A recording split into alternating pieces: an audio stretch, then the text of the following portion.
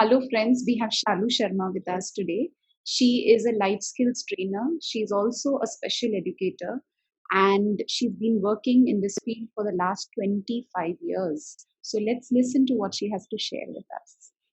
Shalu, I wanted to ask you about parents who call me and whose kids have special needs, could be autism, Asperger's, Downs, ADHD, and they ask me things like what to do after 10th, what subjects to take, and how to decide what the child should start studying. And there are some who have finished the 12th and they say, is it really worth doing graduation? What after graduation? So I would love to know from your vast experience what you feel about the same. And very valid questions from parents, and this is regardless of whether the young man or a woman has a diagnosis or whether he's neurotypical. These are the questions that every parent struggles with. Number one being that what subjects to take, what career path do I choose, and the second being, is a purely academic line really worth it, right? So the first part, what career path to choose, there are two ways you can approach this. One is if you really know your son or daughter really well. And when I'm saying really know means keeping in mind their interests, their potential, their energy, not what you want your son or daughter to do. So keeping that in mind, you will have an indication of what would be the starting point, right? And the second thing that a lot of parents do, especially for neurotypicals, is, and that's how the education system works, is doing as many subjects as possible so that you're not closing any doors. If you know the Indian education system where CBSE or ISE is concerned, and it's the same is applicable for all students everywhere, is that the reason why we do science and humanities and math and everything, so that by the end of 12th, if your son or daughter says, I want to pursue, say, engineering or study math or be a doctor, that avenue is open for you. And if you want to drop all that and go in for purely humanities or research or anything creative, that avenue is also open for you. On the other hand, if you have done just humanities or the so called art subjects, and after 12th you say, hey, listen, I want to do, say, coding, or I think I want to try medicine, or I want to study chemistry, or COVID is happening and I want to be involved in the world of vaccinations, you've closed that door. So, for that reason, a lot of schools and parents are geared towards taking sciences, because from sciences you can move on to humanities slash arts or creative, but the reverse is not possible. So, that is one reason why I would advise parents, any parent, that to finish your 12th if possible, because then at least you're doing something constructive till such time the student is of an educable age. Yeah. So our system, our vibe, our energy, our whole community is pretty comfortable in the student putting his or her head down and studying till, say, 17 or 18. So you can do that. On the other hand, if a young person with special needs is not going to go down the path of a traditional academic subject, you would know it. Yeah, you would know it. If somebody is struggling with the basic numeracy and literacy by the time he's, say, 12, 14 years old, you would know that there is no point in pursuing an academic path, and then you should start really thinking about where the potential lies. If you're doing open schooling just for the heck of it and pushing the child and wasting precious 4 years on barely scrapping through a secondary qualification, it's really not worth it. Whether a student goes to CBSE, ISC, or open schooling, whether the student is neurotypical or is with a diagnosis, as parents, we must also focus on those, that huge chunk of soft skills, which are so essential, right, for living a happy, productive, and useful life. So whether he's doing regular schooling or open schooling, whether he or she is not doing schooling, I think from a very early age, we should start focusing on those skills which we all know as adults hold such an importance for us to live a fruitful life. It's nothing to do with uh, an academic qualification, really. That helps, of course, that really helps. If you're doing a if you're doing a professional qualification, you have to have done an engineering degree. You have to have gone through medicine. You have to have done your, you know, the so-called coding.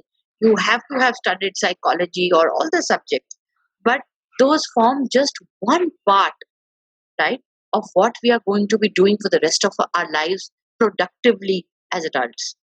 That's what the skilling campaign, the skilling council is also working towards, just skilling and versus just studying. So we need to keep that in mind. Yeah, but I completely agree. And I really, even I'm in those lines that yes, the other skills, which our parents gave us opportunities as, when we were younger and growing up with those responsibilities and the social outings and friends. And so the soft skills are very important.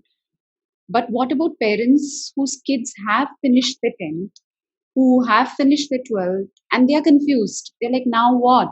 So what do they do? And there are some who barely just did their 12th, but they know that they don't have the soft skills now. They can work on it now also. We can. But what I'm trying to ask you is, what is it that they can do then from the point where they are at the moment? So here is, but and this is purely my opinion and uh, my experience of the field of large field of open employment. Even when regular students finish their graduation, right? They learn the soft skills along the way, and then they join internships and get a job, and then they learn more soft skills, and they understand what it means really to be working year after year after year, and getting along with people who are not their friends or their educators or their family or their well wishers. They're going to be their co-workers, right? They're going to be their employers, where the demands that are expected out of them are going to be very different. That, as neurotypicals, we learn along the way, and we learn to take feedback and dant and all that kind of negativity and pressure that comes from workflow, and we are able to sustain, right? Some of our community with diverse needs is going to need exposure, simulated environment, help, absolutely planned classes that are suited to their individual needs to teach them soft skills. The reason why a lot of education systems, places, parents, trainers falter is that soft skills is such an abstract term. How do I impart it? How do I teach it? How do I quantify it? For all of us who are from the field of special education, and you also are a therapist, we've gone up with the IEPs. Have your measurables, have your deliverables, have them in a timeline, have them realistic, action based, all those IP goals that we've done all our lives. How do we convert that into a soft skills program? Once you figure that out, you realize that here in 1 year's time, I can teach a group of students soft skills. That these are my goals, this is how I'm going to approach them. So a lot of parents are, they jump from school to college to maybe a job or to a vocational or a pre-vocational, because they don't know that soft skills can also be taught. And again, this is my opinion, I think it's high time everybody starts looking towards the future. We should start teaching them the skills that are skills of the future, not of the past, right? Like if you look at even the existing times, all people, and I'm not talking about young people with diverse needs, I'm talking about teachers and people who've just started working from home, and educators and parents, and people who've taken on to cooking, and young preschoolers. Everybody has had to embrace this very important skill of using the internet, right?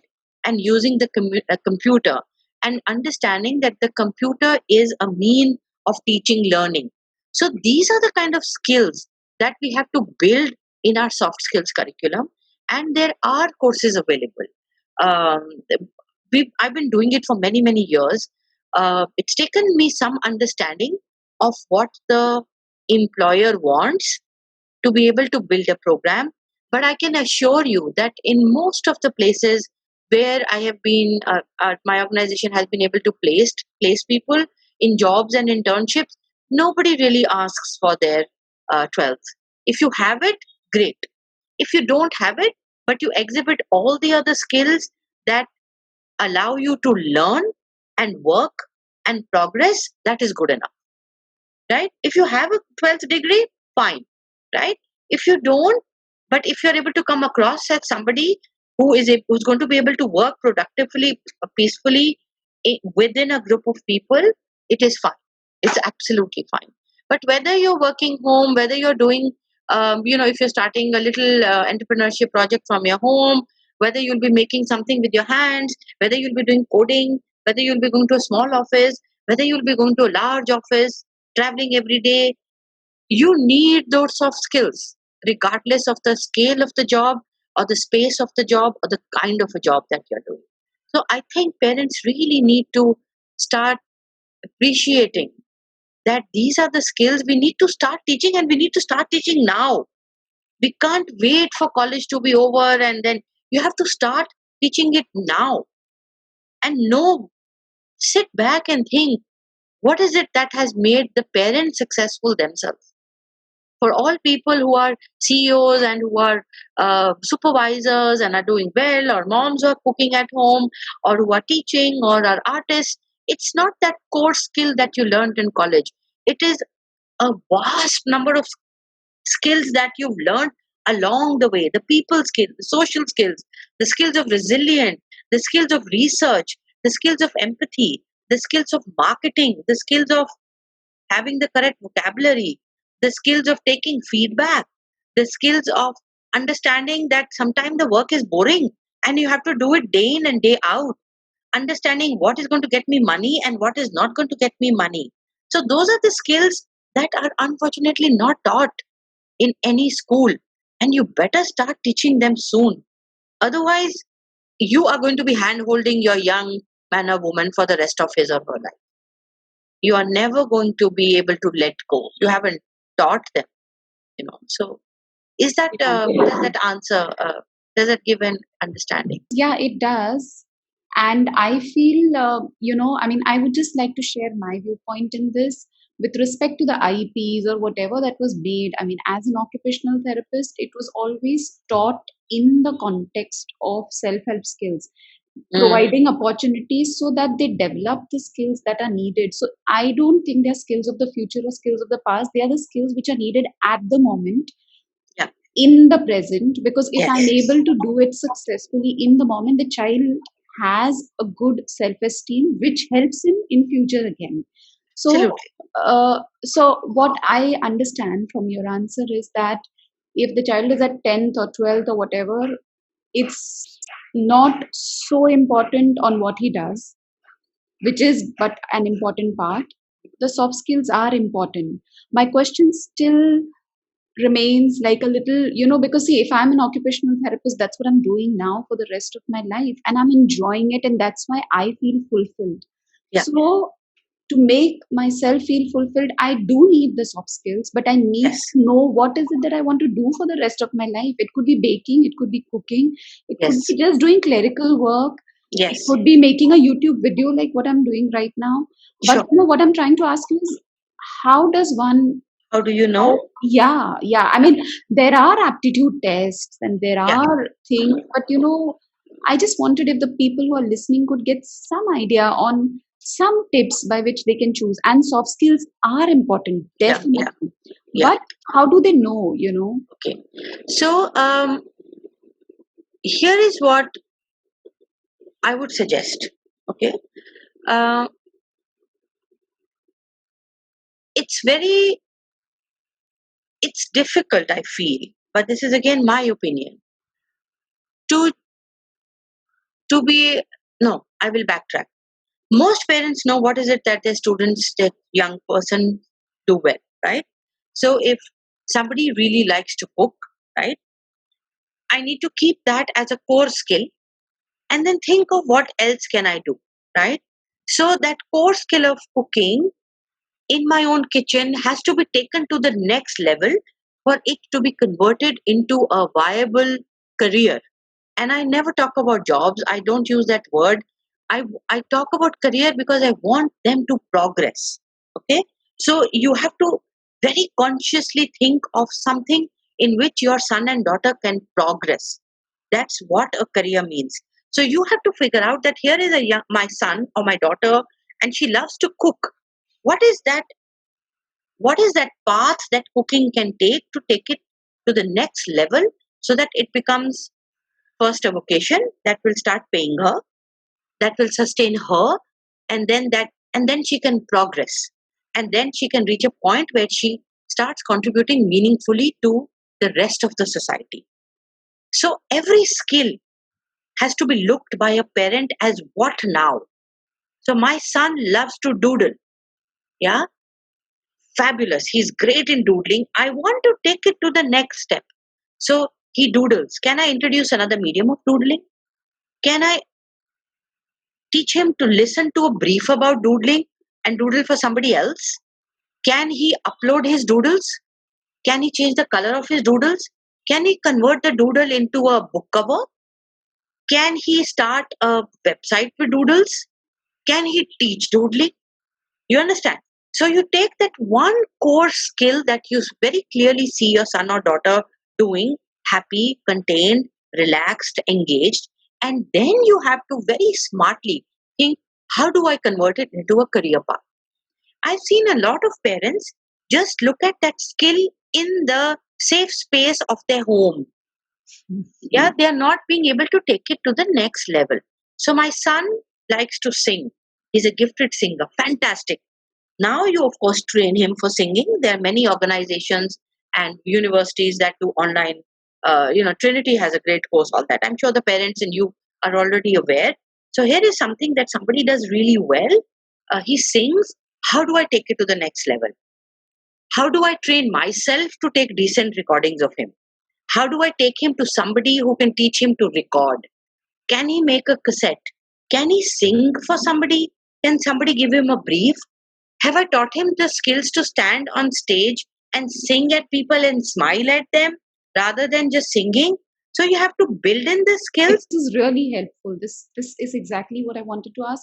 But what about people who have no skill? As in, Yeah, they're like that okay with is everything. that is a big advantage because then the whole world is open to you, right?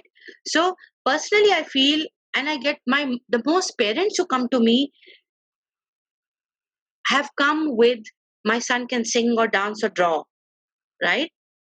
And sometimes, with no offense to anybody, I urge the parents to be realistic. Okay, be a realistic in the creative skill of your son or daughter, right? Because it's a competitive world. If we want the world to treat our young people at par, you need to look at their skills at par and then take it to the next level, right? One is that. Second is when you say mediocre, I can't make out. उसको जो भी करवाओ वो बहुत अच्छे से करता है, right? Be grateful, right? Because now a whole world opens up for you. Then, as a smart parent, I would look at a line of work where I can see that my son or daughter will not be job hunting. Then I start looking at the larger picture. Is social skill a strength with my daughter? Yes, then I can put her in a place where her career growth is dependent on interacting with people. Oh, but my son doesn't really want to talk to people and he gets anxious with too many people. Okay, so I'm not going to put him in a line where his career growth is dependent on his interaction with people every day. So keep those larger areas in mind, and then you say, okay, so he's comfortable with computers. Can I put him in an information technology background? Oh, she's great with people, but she cannot stand and she doesn't have the rigor and the physical strength. So maybe I shouldn't put her in a hospitality job where she's on her feet. Can I put her in a place where she gets to sit down for some time? She's good with talking, but she's not really good with reading, writing. Let me not put her in a place where her career growth is going to be dependent on her report writing and reading.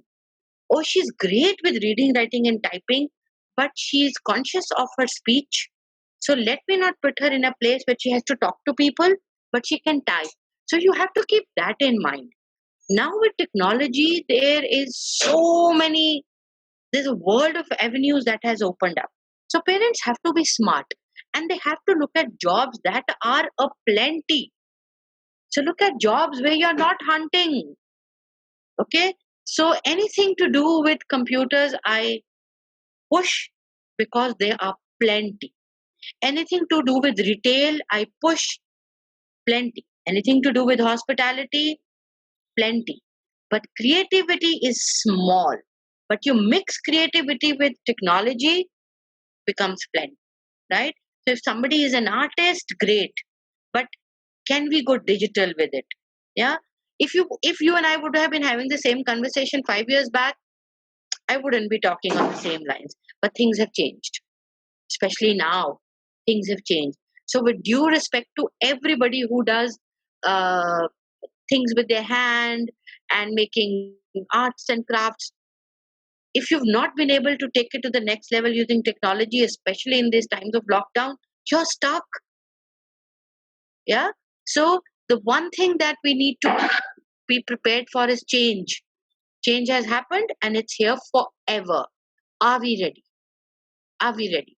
So, there are lots of ways in which we can do assessment for where um the the potential lies.